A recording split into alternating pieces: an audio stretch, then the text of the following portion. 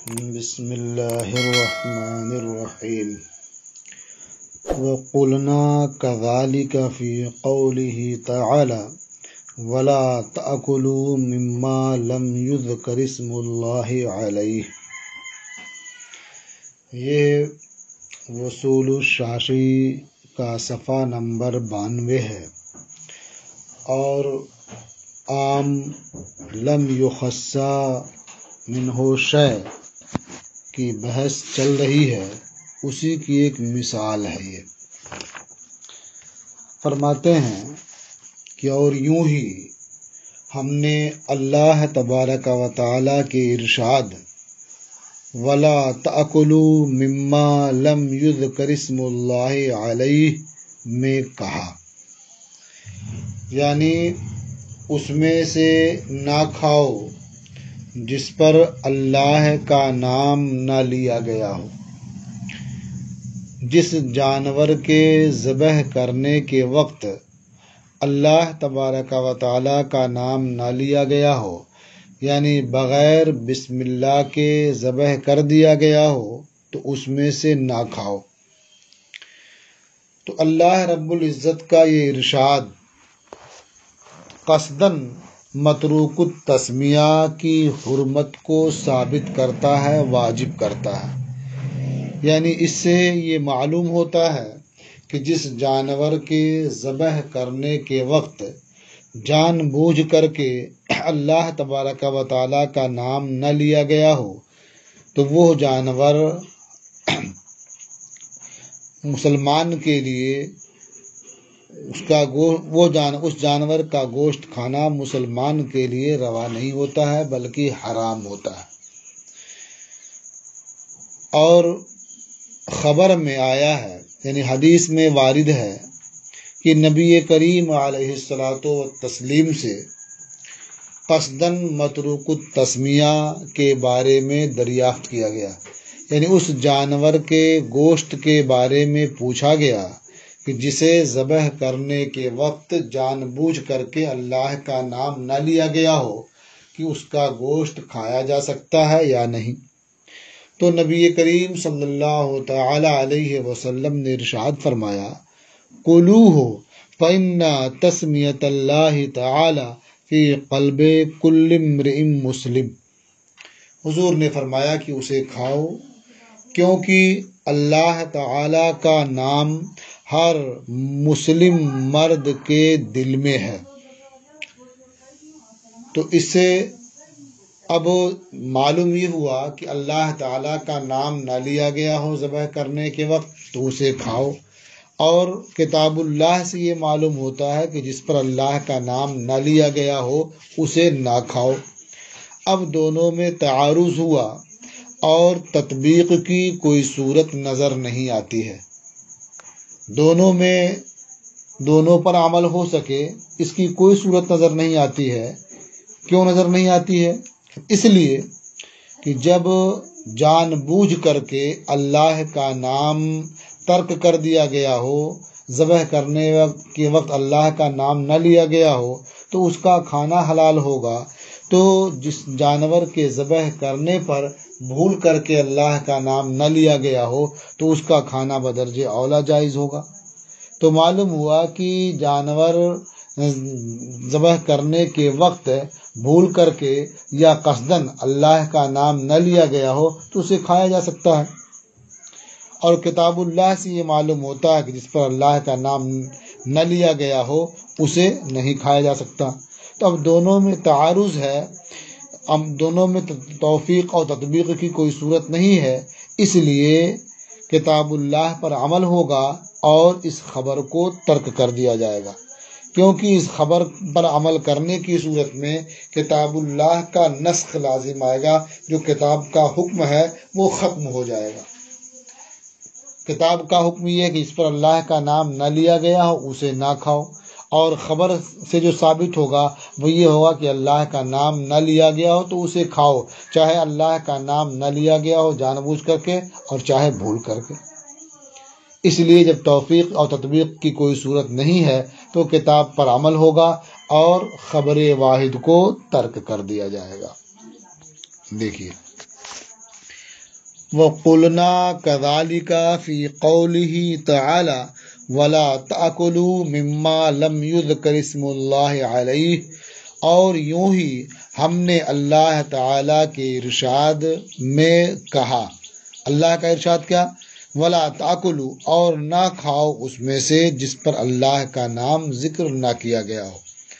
کیا کہا ہم نے، اِنَّهُ يُوجِبُ حُرْمَتَ مَتْرُوكِ التَّسْمِيَةِ عَامِدًا، کہ اللہ تعالیٰ کا یہ ارشاد قصداً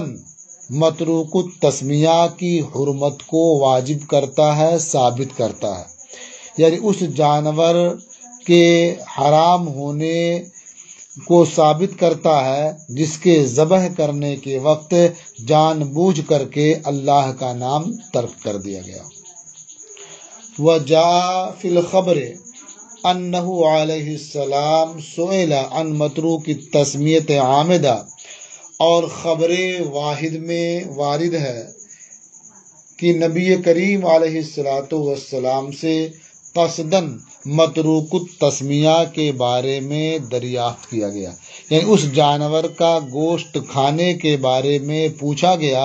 کہ جس کے ذبح کرنے کے وقت جان بوجھ کر کے اللہ کا نام ترک کر دیا گیا ہو۔ فقال قلوہ، تو نبی کریم علیہ السلام نے ارشاد فرمایا کہ اسے کھاؤ، فإن تسمیۃ اللہ تعالی فی قلب کل امرئ مسلم، کیونکہ اللہ تعالی کا نام ہر مسلم مرد کے دل میں ہے اور ہر مسلمان عورت کے دل میں ہے۔ تو جب مسلمان مرد یا مسلمان عورت نے ذبح کر دیا تو اسے کھاؤ، چاہے اس نے جان بوجھ کر کے اس وقت اللہ کا نام لیا ہو اور چاہے نہ لیا ہو۔ تو اب یہاں کتاب اور خبر میں تعارض ہوا، فلا يمكن التوفیق بینہما، تو ان دونوں یعنی آیت اور خبر کے درمیان توفیق اور تطبیق ممکن نہیں ہے۔ کیوں ممکن نہیں ہے؟ لأنه لو ثبت الحل بترکها عامدا، اس لیے کہ اگر متروک التسمیہ قصداً متروک التسمیہ کا حلال ہونا ثابت ہوگا یا قصداً تسمیہ کے ترک کر دینے کی وجہ سے ذبیحہ کا حلال ہونا ثابت ہوگا، لثبت الحل بترکها ناسیہ، تو ضرور ذبیحہ پر اللہ کا نام بھول کر ترک کر دینے کے سبب سے حلال ہونا ضرور ثابت ہوگا۔ فَحِينَئِذٍ يَرْتَفِعُ حُكْمُ الْكِتَابِ، تو اس صورت میں یعنی جب متروک التسمیہ عامداً اور متروک التسمیہ ناسیاً کا کھانا ثابت ہو جائے گا تو اس صورت میں کتاب کا حکم ہی اٹھ جائے گا۔ فَيُتْرَكُ الْخَبْرُ، لہذا خبر کو ترک کر دیا جائے گا اور کتاب کا جو حکم ہے اس پر عمل کیا جائے گا۔ اب یہاں ایک شبہہ یہ ہو سکتا ہے کہ مما لم یذکر اسم اللہ علیہ، مما لم یذکر اسم اللہ علیہ یہ عام ہے، لیکن عام لم یخص عنہ شیء نہیں ہے، بلکہ یہ ایسا عام ہے جس میں سے بعض افراد کو خاص کر لیا گیا ہے۔ وہ بعض افراد کون ہیں؟ تو ہمارا مذہب یہ ہے کہ جس پر اللہ کا نام لیا جانا بھول کر کے چھوٹ گیا ہو تو اسے کھانا یہ حلال ہے۔ تو معلوم ہوا کہ متروک التسمیہ ناسیاً یہ اس میں سے خاص کر لیا گیا ہے، تو یہ ہوا عام خص عنہ البعض، اور عام خص عنہ البعض میں اور تخصیص کا احتمال باقی رہتا ہے اور خبر کے ذریعہ تخصیص ہو جاتی ہے۔ تو یہاں ناسی کو خاص کر لیا گیا ہے اور عامد کو عامد کے تعلق سے خبر وارد ہے، تو اس خبر کے ذریعہ عامد کو بھی خاص کر لیا جانا چاہیے۔ تو اس کا جواب یہ ہے کہ ناسی کو خاص کر لیا گیا ہے اور تخصیص وہیں تک ہو سکتی ہے کہ جہاں عام باقی رہ جائے، اور اگر عام باقی ہی نہ رہ جائے تو پھر وہاں تخصیص نہیں ہوتی ہے۔ اب یہاں ناسی کے ساتھ عامد کو بھی شامل کر لیا جائے تو سرے سے کتاب کا حکم ہی ختم ہو جائے گا، اس لیے یہاں تخصیص نہیں ہو سکتی۔ اچھا، اور یہاں ایک بات یہ بھی کہی جا سکتی ہے کہ یہ حقیقت میں تخصیص ہے ہی نہیں۔ تخصیص کیوں نہیں ہے؟ اس لیے کہ یہ لعام لم یخص عنہ شیء ہے، اس میں سے کسی فرد کو خاص نہیں کیا گیا، رہ گیا مسئلہ ناسی کا، تو چونکہ وہ شارع کی جانب ہی منسوب ہوتا ہے، اور حدیث شریف میں ہے رفع عن امتی الخطا والنسیان، کہ میری امت سے خطا اور نسیان کو اٹھا دیا گیا ہے، ختم کر دیا گیا ہے، اس لیے وہ خود ہی اس میں سے نکل گیا ہے۔ ناسی کا عذر یہ عامد کے عذر سے کم ہوتا ہے، اس لیے وہ اس سے خود ہی الگ ہے، چونکہ اس سے احتراز یہ ممکن نہیں ہے۔ بھول جانا چونکہ یہ صاحب شرع کی جانب سے ہے، احتراز ممکن نہیں ہے، اس لیے وہ خود بخود اس سے خارج ہے۔ تو یہ ایک مثال تھی عام لم یخص عنہ شیء کی۔ ایک مثال اور اسی کی پیش کرتے ہیں، فرماتے ہیں وَكَذَلِكَ قَوْلُهُ تَعَالَى وَأُمَّهَاتُكُمُ اللَّاتِي أَرْضَعْنَكُمْ،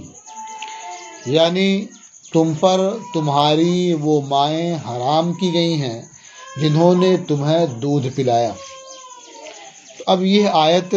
اپنے عموم کے سبب دودھ پلانے والی عورت سے نکاح کی حرمت کی متقاضی ہے، یعنی اس سے یہ سمجھ میں آتا ہے کہ جس خاتون نے کسی کو دودھ پلا دیا تو اب اس خاتون سے نکاح کرنا حرام ہو گیا، چاہے اس خاتون نے تھوڑا دودھ پلایا ہو یا زیادہ دودھ پلایا ہو۔ یہ کتاب سے معلوم ہوا۔ اور خبر واحد میں یہ وارد ہے کہ لا تحرم المسۃ ولا المسۃان ولا الاملاجۃ ولا الاملاجتان، کہ نبی کریم صلی اللہ تعالی علیہ وسلم نے ارشاد فرمایا کہ ایک بار چوسنا اور 2 بار چوسنا یہ حرام نہیں کرتا ہے۔ اسی طرح سے ایک بار پستان کو بچے کے منہ میں ڈالنا اور 2 بار بچے کے منہ میں ڈالنا یہ حرام نہیں کرتا ہے۔ تو اب اس خبر کے ذریعہ یہ معلوم ہوتا ہے کہ تھوڑا پینا بچے کا یا ماں کا بچے کو تھوڑا سا پلانا یہ حرمت کو ثابت نہیں کرتا ہے، جبکہ کتاب کے عموم کا تقاضا یہ ہے کہ عورت تھوڑا دودھ پلائے یا زیادہ پلائے حرمت ثابت ہوگی۔ اب یہاں دونوں میں تعارض ہے اور تطبیق کی کوئی صورت نہیں ہے، اس لیے کتاب پر عمل کیا جائے گا اور اس خبر کو ترک کر دیا جائے گا۔ وَكَذَلِكَ قَوْلُهُ تَعَالَى وَأُمَّهَاتُكُمُ اللَّاتِي أَرْضَعْنَكُمْ يَقْتَضِي بِعُمُومِهِ حُرْمَةَ نِكَاحِ الْمُرْضِعَةِ، اور یوں ہی اللہ تعالیٰ کا ارشاد وَأُمَّهَاتُكُمُ اللَّاتِي أَرْضَعْنَكُمْ اپنے عموم کے سبب مرضعہ سے نکاح کی حرمت کا متقاضی ہے۔ وقد جاء فی الخبر، اور خبر میں آیا ہے لا تحرم المسۃ ولا المسۃان، کہ ایک بار چوسنا اور 2 بار چوسنا حرام نہیں کرتا ہے، ولا الاملاجۃ ولا الاملاجتان، اور ایک بار پستان کا بچے کے منہ میں ڈالنا اور 2 بار بچے کے منہ میں ڈالنا یہ حرام نہیں کرتا ہے۔ یہ در حقیقت حدیث کا 2 ٹکڑا ہے، دونوں کو ایک ساتھ ملا دیا گیا ہے کیونکہ حکم دونوں کا ایک ہے۔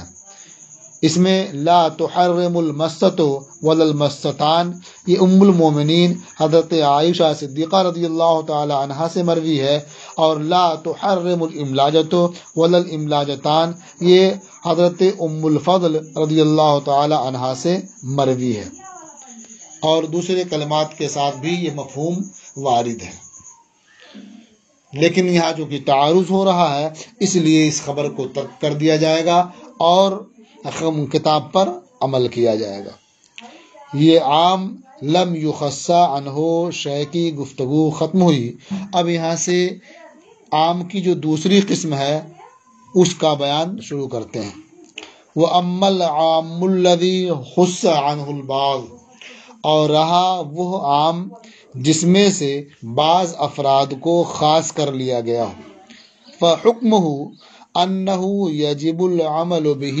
فِي الْبَاقِي مَعَ الْاحْتِمَالِ، تو جس عام سے بعض افراد کو خاص کر لیا گیا ہو اس کا حکم یہ ہے کہ اس باقی افراد پر عمل کرنا واجب ہوتا ہے، لیکن اس میں بھی تخصیص کا احتمال باقی رہتا ہے، تو احتمال تخصیص کے ساتھ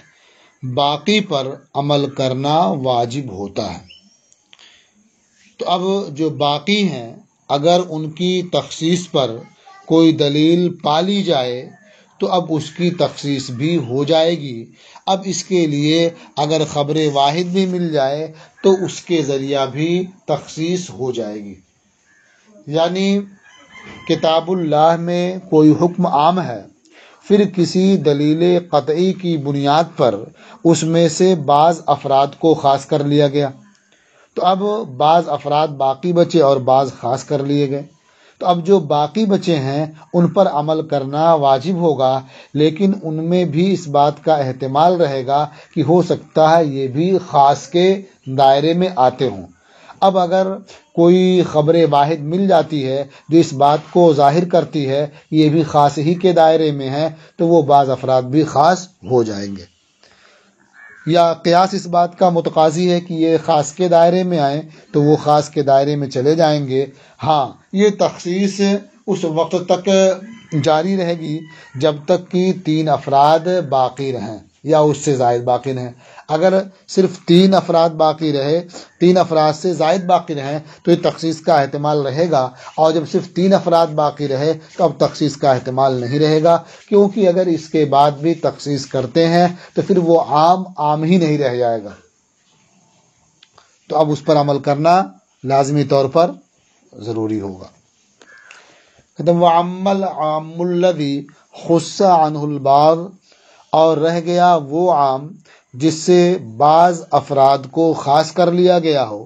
فَحُكْمُهُ أَنَّهُ يَجِبُ الْعَمَلُ بِهِ فِي الْبَاقِي مَعَ الْاحْتِمَالِ، تو اس عام مخصوص عنہ البعض کا حکم یہ ہے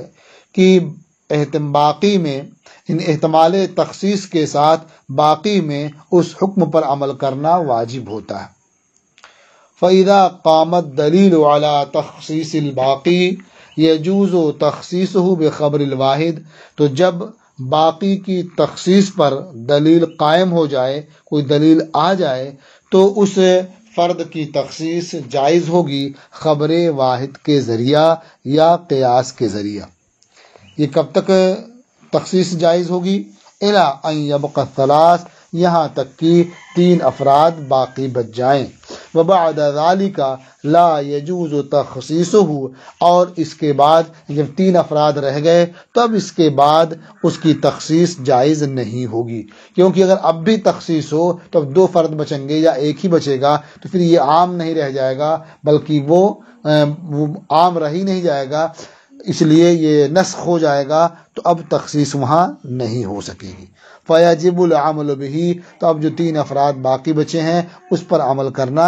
واجب ہوگا۔ اب یہاں ایک مسئلہ یہ ہے کہ بعض افراد کو خاص کر لیا گیا،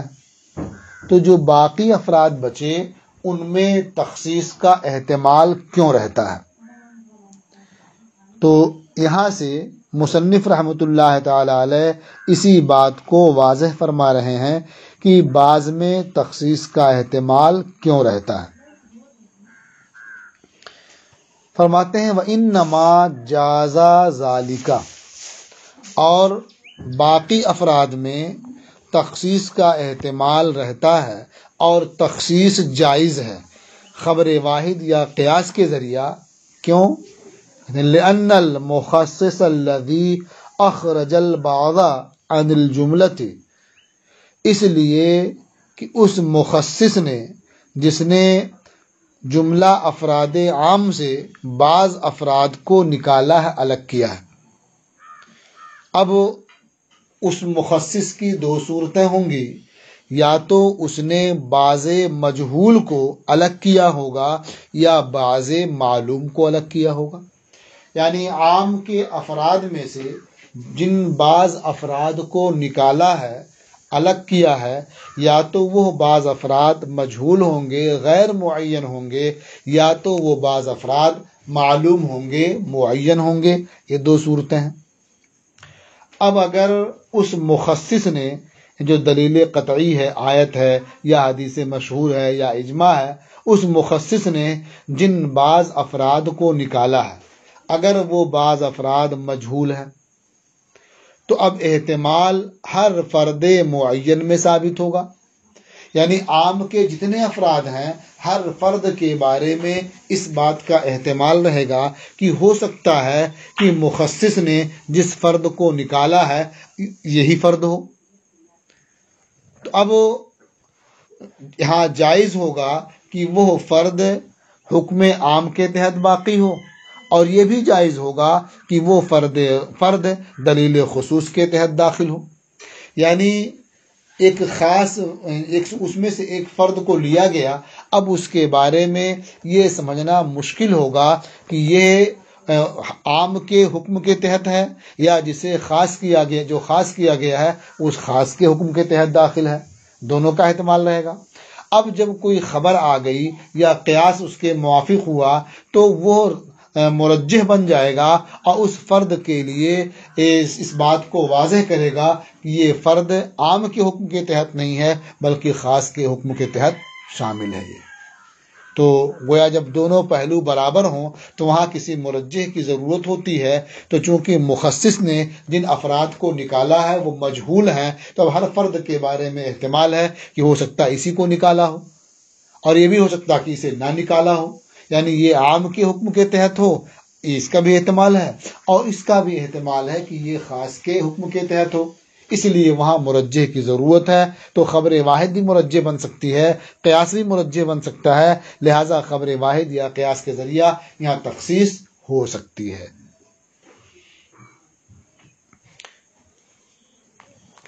وَإِنَّمَا جَازَ ذَلِكَ لِأَنَّ الْمُخَصِّصَ الَّذِي أَخْرَجَ الْبَعْضَ عَنِ الْجُمْلَةِ، اور 3 تک یہ تخصیص جائز رہتی ہے خبر واحد یا قیاس کے ذریعہ، اس لیے کہ مخصص یعنی آیت یا حدیث مشہور یا اجماع نے جن بعض افراد کو عام کے جملہ افراد سے نکالا ہے، لو اخرجا بعضا مجہولا، اگر اس مخصص نے بعض مجہول کو نکالا ہے، غیر معین کو نکالا ہے، یثبت الاحتمال فی کل فرد معین، تو ہر فرد معین میں احتمال ثابت ہوگا۔ فجاز ان یکون باقیا تحت حکم العام، تو اب یہ جائز ہوگا کہ وہ فرد باقی رہے حکم عام کے تحت، وجاز ان یکون داخلا تحت دلیل خصوص، اور یہ بھی جائز ہوگا کہ وہ فرد داخل رہے دلیل خصوص کے تحت۔ فاستوى الطرفان فی حق المعین، تو فرد معین کے حق میں دونوں طرف برابر ہو گئے، یعنی اس کا عام کے حکم میں داخل ہونا اور خاص کے حکم میں داخل ہونا یہ دونوں برابر ہو گیا، یا عام کے حکم کے تحت داخل ہونا اور عام کے حکم سے نکلنا یہ دونوں برابر ہو گیا۔ فَإِذَا قَامَ الدَّلِيلُ الشَّرْعِيُّ عَلَى أَنَّهُ مِنْ جُمْلَةِ مَا دَخَلَ تَحْتَ دَلِيلِ الْخُصُوصِ ترجح جانب تخصیصه، تو جب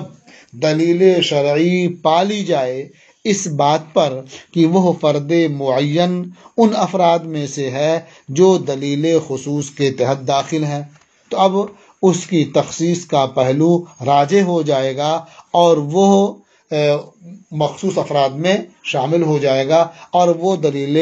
اور وہ حکم خاص کے تحت چلا جائے گا اور حکم عام سے نکل جائے گا، اس لیے کہ وہاں صرف مرجح کی ضرورت تھی اور مرجح پا لیا گیا۔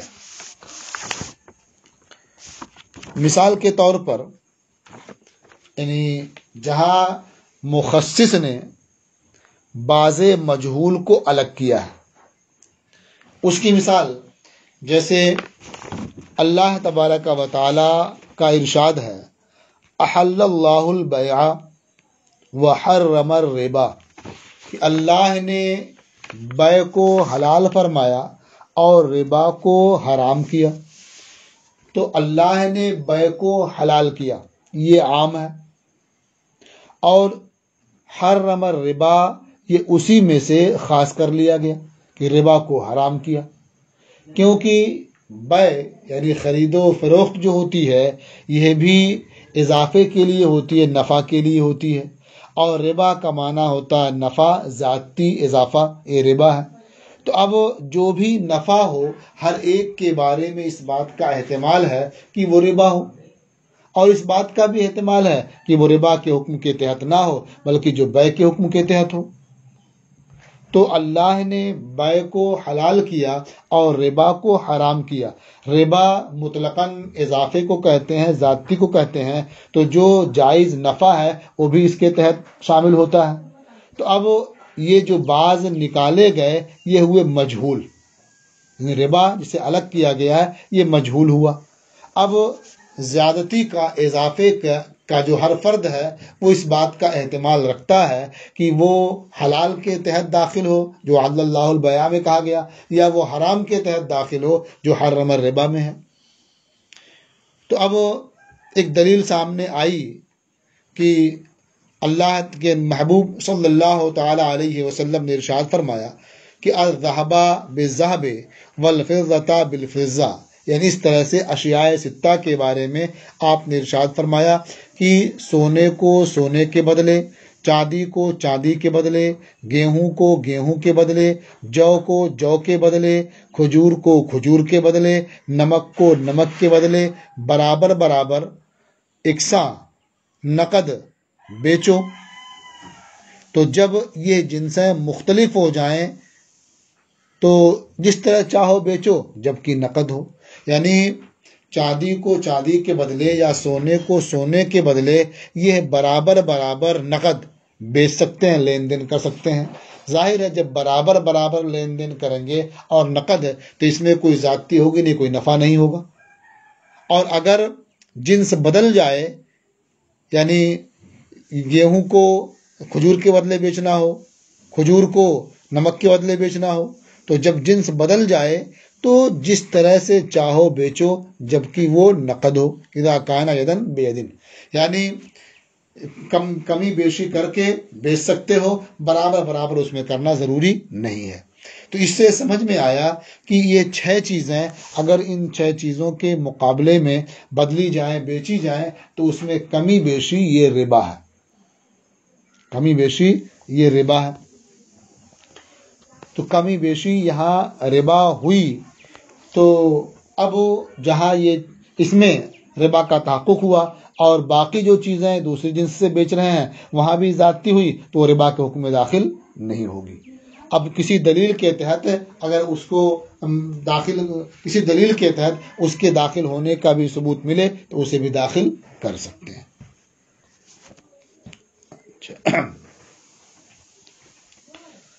یہ ایک قسم ہو گئی کہ جہاں جسے نکالا گیا ہے وہ مجہول ہے۔ وَإِنْ كَانَ الْمُخَصِّصُ أَخْرَجَ بَعْضًا مَعْلُومًا، اور اگر دلیل مخصص نے بعض معلوم کو عام کے جملہ افراد سے نکالا ہے، الگ کیا ہے، تو اب یہاں باقی میں تو احتمال نہیں رہنا چاہیے، لیکن یہاں بھی باقی افراد میں احتمال تخصیص رہے گا۔ کیوں رہے گا؟ اس لیے کہ اس دلیل مخصص نے جو بعض افراد کو نکالا ہے تو ممکن ہے کہ وہ معلول ہو کسی علت کی بنیاد پر، یعنی بعض افراد کو جو نکالا گیا ہے وہ کسی علت کی بنیاد پر نکالا گیا ہے اور وہ علت اس فرد معین میں ہی پائی جا رہی ہو، لہٰذا اس فرد معین کے بارے میں بھی احتمال رہے گا کہ یہ حکم عام کے تحت داخل نہ ہو، حکم خاص کے تحت داخل ہو سکے، لیکن چونکہ کوئی مرجح نہیں ہے اس لیے یہاں اسے حکم عام کے تحت ہی باقی رکھا جائے گا جب تک کہ دلیل مرجح نہ مل جائے۔ کہتے ہیں وَإِنْ كَانَ الْمُخَصِّصُ أَخْرَجَ بَعْضًا مَعْلُومًا عَنِ الْجُمْلَةِ، اور اگر دلیل مخصص نے عام کے جملہ افراد سے بعض معلوم کو نکالا ہے، جاز ان یکون معلولا بعلت موجودۃ فی هذا الفرد المعین، تو جائز ہوگا کہ وہ بعض افراد جنہیں نکالا گیا ہے وہ معلول ہوں کسی ایسی علت کے ساتھ جو علت اس فرد معین میں موجود ہے۔ فَإِذَا قَامَتْ دَلِيلُ الشَّرْعِ عَلَى وُجُودِ تِلْكَ الْعِلَّةِ فِي غَيْرِ هَذَا الْفَرْدِ الْمُعَيَّنِ، تو جب دلیل شرعی پالی جائے گی اس علت کے وجود پر اس فرد معین کے علاوہ میں، ترجح جہت و تخصیص ہی، تو اب اس کی تخصیص کی جہت راجح ہو جائے گی، فَيُعْمَلُ بِهِ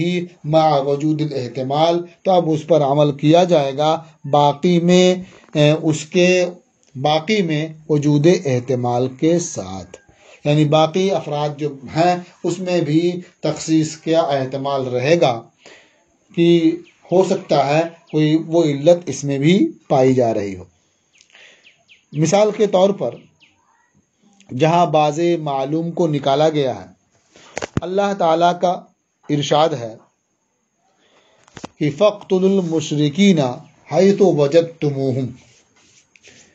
یہ عام ہے۔ پھر اللہ تعالیٰ نے اسے خاص فرمایا وَإِنْ أَحَدٌ مِّنَ الْمُشْرِكِينَ اسْتَجَارَكَ فَأَجِرْهُ، اور اگر مشرکین میں سے کوئی تم سے پناہ چاہے تو تم اسے پناہ دے دو۔ تو معلوم ہوا کہ پناہ مانگنے والے کو اس سے الگ کر لیا گیا ہے، اور یہ متعین ہے، معلوم ہے، جو پناہ مانگے انہیں پناہ دے دو، الگ کر دو، انہیں کیا ہے، قتل نہ کرو۔ لیکن جو پناہ نہیں مانگ رہے ہیں ان کے بارے میں بھی اس بات کا احتمال ہے کہ انہیں پناہ دینے کا حکم ہو۔ کیسے احتمال ہے؟ اس لیے کہ جو پناہ مانگ رہے ہیں اس کی علت کیا ہے کہ وہ جنگ کرنا نہیں چاہتے، لڑنا نہیں چاہتے، اسی لیے آپ سے پناہ مانگ رہے ہیں۔ تو پناہ دینے کی علت کیا ہوئی کہ وہ لڑنا نہیں چاہتے ہیں۔ اب یہ دیکھا جائے گا کہ یہ علت کسی اور میں موجود ہے یا نہیں۔ تو دیکھا کہ یہ چھوٹے چھوٹے بچے ہیں جو لڑنے کی صلاحیت نہیں رکھتے، یہ علت ان کے اندر ہی پائی جاتی ہے، عدم محاربت، نہ لڑائی کرنا۔ اسی طرح جو شیخ فانی ہیں، چلنے پھرنے قابل نہیں، اٹھ بیٹھ نہیں سکتے، تو عدم محاربت ان کے اندر بھی موجود ہے۔ اسی طرح سے خواتین ہیں جو برسر پیکار نہیں ہیں، یہ چیز ان کے اندر ہی پائی جاتی ہے۔ تو معلوم ہوا کہ پناہ دیں گے بچوں کو بھی، بوڑھوں کو بھی اور خواتین کو بھی۔ تو پناہ ہے یعنی اس خاص کے تحت یہ افراد بھی شامل ہو جائیں گے۔ تو جو جن بعض کو نکالا تھا وہ بعض تو معین تھے، لیکن باقی میں بھی تخصیص کا احتمال تھا، اس لیے کہ جو بعض معین کو نکالا گیا ہے وہ علت کے ساتھ معلول ہیں۔ اب وہ علت جن جن افراد میں پائی جائے گی ان افراد کو نکال کر کے خاص میں شامل کر دیا جائے گا۔ تو اس لیے فرمایا کہ فَإِذَا قَامَتْ دَلِيلُ الشَّرْعِ عَلَى وُجُودِ تِلْكَ الْعِلَّةِ فِي غَيْرِ هَذَا الْفَرْدِ الْمُعَيَّنِ، تو جب دلیل شرعی پائی جائے گی اس علت کے وجود پر اس فرد معین کے علاوہ میں، تو وہ اس کی تخصیص کی جہت راجح ہو جائے گی، تو عام پر عمل کیا جائے گا باقی میں وجود احتمال کے ساتھ۔ باقی افراد جو بچے ہیں اس پر عمل ہوگا لیکن تخصیص کا احتمال باقی رہے گا۔ اب یہ عام کی دونوں قسمیں پوری ہو گئیں۔ اب اس کے بعد آپ دوسری فصل پڑھیں گے جو مطلق اور مقید کے بیان میں ہے۔